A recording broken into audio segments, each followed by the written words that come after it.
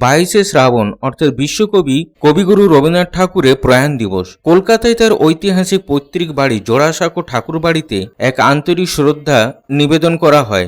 এই বিশেষ দিনে কবির স্মরণে দিনভর বিভিন্ন সাংস্কৃতিক অনুষ্ঠান, রবীন্দ্রনাথ সঙ্গীত, কবিতা আবৃত্তি ও পুষ্প নিবেদন করা হয়। শনিবার সকাল থেকে জোড়াসাঁকো ঠাকুরবাড়ির দৃশ্য সম্পূর্ণ ভক্তিময় হয়ে ওঠে। কবির অনুরাগী ও ভক্তদের ভিড় ক্রমশ বাড়তে থাকে।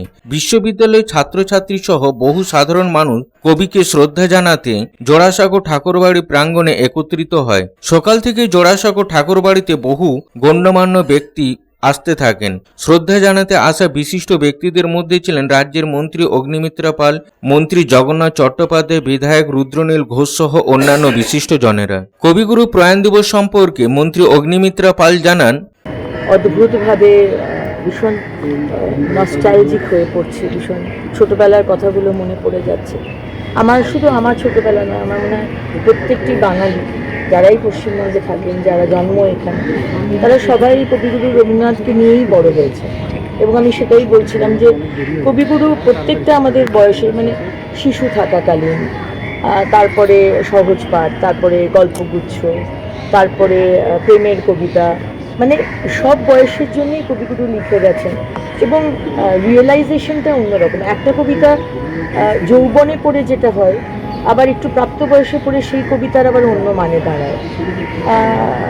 কবিগুরু সবার সঙ্গে, এবং কখনো কখনো তো মনে হয় যে কবিগুরু কীরকম আমাদের বন্ধুর মতো, উত্তরও দেন, বন্ধুর মতো কথাও বলেন, অ্যাডভাইসও করেন। তার প্রতিটা লেখা, প্রতিটা কবিতা, প্রতিটা গল্পের মধ্যে দিয়ে আলাদা করে অনেক কিছু শিখতে পারি আমরা।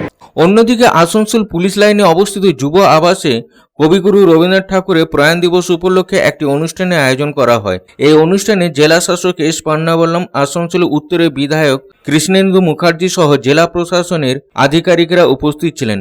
অনুষ্ঠানে জেলা শাসক ও আসানসোল উত্তর বিধায়ক সহ অন্যান্য বিশিষ্ট ব্যক্তিবর্গরা বলেন যে কবিগুরু রবীন্দ্রনাথ ঠাকুর ছিলেন এক বহুমুখী প্রতিভা এবং তার কাজ ও জীবন আজও সকলকে অনুপ্রাণিত করে। তারা বলেন যে বিশ্বকবি রবীন্দ্রনাথ ঠাকুর তার জীবন ও কর্মের মাধ্যমে তাদের সকলকে অনুপ্রাণিত করেছেন এবং রাজ্যবাসী ভাগ্যবান যে এই রাজ্যে রবীন্দ্রনাথ ঠাকুর জন্মগ্রহণ করেছেন। একই সাথে আধুনিকতাকে গ্রহণ ও তাদের শিকড়কে সম্মান করার মাধ্যমে একাত্তর এক গভীর অনুভূতি শিখিয়েছেন। তার শিক্ষা ও কর্ম আজও তাদেরকে অনুপ্রাণিত করে। বিধায়ক কৃষ্ণেন্দু মুখার্জি জানান, রবীন্দ্রনাথ ঠাকুর ছাড়া বাংলা ভাষা কখনো পূর্ণ হয় না। কবিগুরু আদর্শকে মেনে চলার আহ্বানও প্রদান করা হয়। তার কবিতা, উপন্যাস সমাজে সকলকে অনুপ্রাণিত করে। তিনি বলেছেন, প্রকৃতির কোলে শিক্ষাঙ্গনে। রাখি বন্ধনের মাধ্যমে কবিগুরু রবীন্দ্রনাথ ঠাকুর বঙ্গভঙ্গ রদ করেছিলেন রাস্তায় নেমে। তিনি ছিলেন এক মহান দেশপ্রেমী। দেখুন, রবীন্দ্রনাথ, বাঙালি যারা আছি আমরা, রবীন্দ্রনাথ ছাড়া বাঙালি পূর্ণ না। একজন আধুনিকতার পরশ যিনি দিয়েছেন,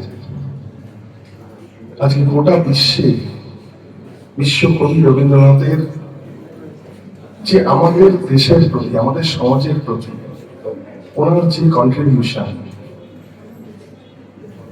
আর কি সেই মূল্যায়ন, ওনার দেখানো পথ, ওনার দেখানো যে সমস্ত কিভাবে আমরা আগামী দিন চলব,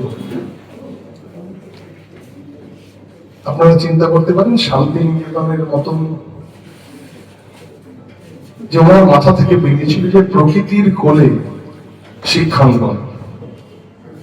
আজকের দিনে আমরা কোয়েট চিন্তা করি, সেই দিনে বসে উনি চিন্তা করতেন যে প্রকৃতির কোলে গাছের ছায়ায় বসে সবাই মিলে একসঙ্গে পড়াশোনা করতেন। মানে ওনার আধুনিকতার যে স্পর্শ, যেটা আমরা পেয়েছি,